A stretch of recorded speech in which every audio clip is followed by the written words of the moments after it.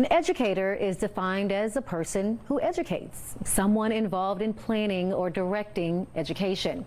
Yet educators today are being asked to do so much more. I recently spoke with two Texas educators to find out how they responded to the ever-growing list of expectations. Check it out. Dr. Shante Lyons says his success as a teacher, principal, and school district leader are all thanks to his parents, whom he credits with instilling in him a love for education. And they planted the seed to be a teacher in my head at a very early age. But he says things are different now. Educators today are facing insurmountable obstacles. Teachers aren't being trained in traditional teacher training programs coming out of undergrad about the psychology, about how to teach when fearing for one's life. He's talking about the growing number of school shootings, including the latest here at Robb Elementary in Uvalde, which left 19 children and 2 teachers dead.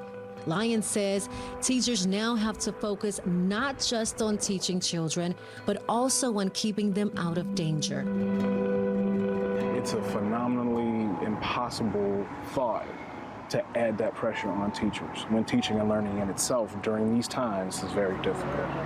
So difficult that many teachers, including Lyons, have decided to leave the profession. I start mourning the day I left the classroom.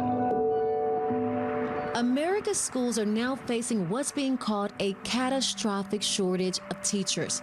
It's especially serious here in Texas, with hundreds of vacancies in districts across the state as kids return to the classroom. Around 8,600 teachers retired in fiscal year 2021. That's up by about 1,000 from the year before, according to data from the Texas Education Agency. To make matters worse, a whopping 66% of educators throughout the state said they'd recently considered leaving their jobs. That's according to a survey this year by the Texas American Federation of Teachers. After 40 years, El Paso resident Norma De La Rosa traded in her classroom for this office and a new title, but says she's sticking with the profession.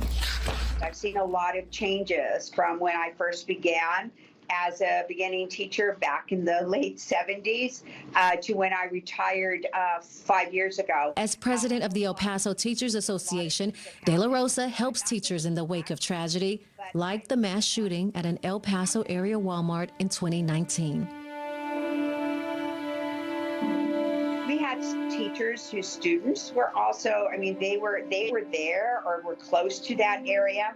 And so it did take an effect on them. That included one El Paso teacher who was inside Walmart during the shooting, escaped, and then moved to Uvalde only to be on lockdown at a school near Robb Elementary during the tragedy there. I can imagine what he went through. I can imagine all of the memories flooding back about what he and his daughter experienced while they were here in El Paso, only to move someplace thinking that, we're good here, and then to have it happen again. With the new school year underway, De La Rosa says she worries about her students. We have always told our students that if nowhere else, school is a safe place. She's also concerned about her teachers. Even the teachers are finding it very hard to convince themselves that it's safe right now because they are looking over their shoulder. And they're not alone.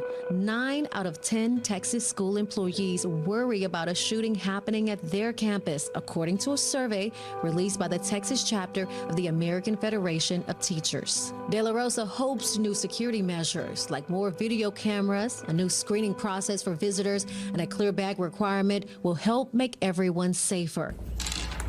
De La Rosa says she has no plans to leave the profession.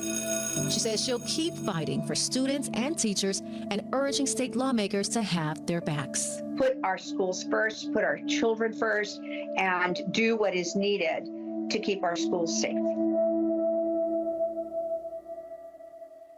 Balancing your own needs with those of people you care so much about can be tough, but in your heart, you know what's best. Lean into that and look for ways to help others without sacrificing yourself. In the studio, I'm